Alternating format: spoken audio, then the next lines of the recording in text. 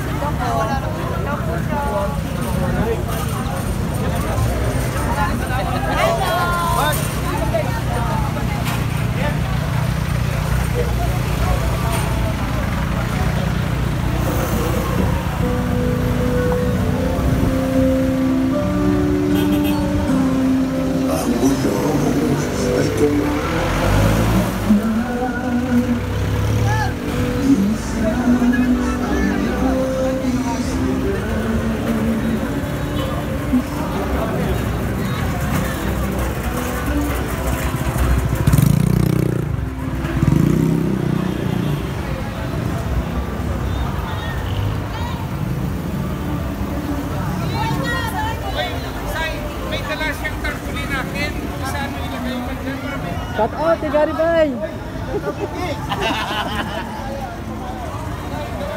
Ayan, aalis na. Oo nga naman, walang headset. Bagay yan kasi naka-dito tayo ah.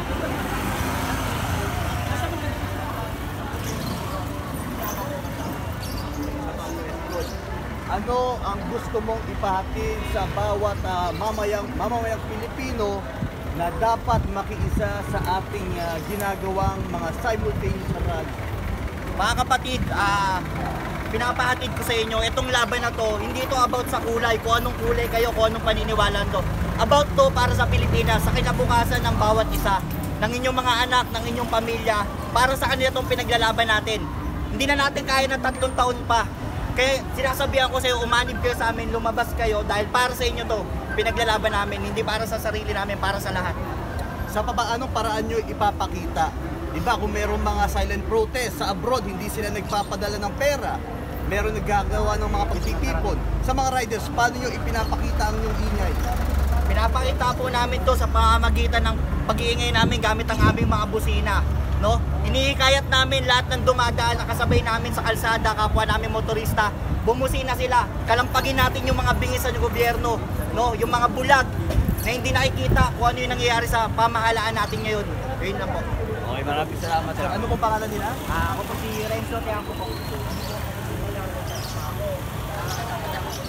Eh hapon po, pasok kami sa Friday. Check nga daw sa labas ng arena.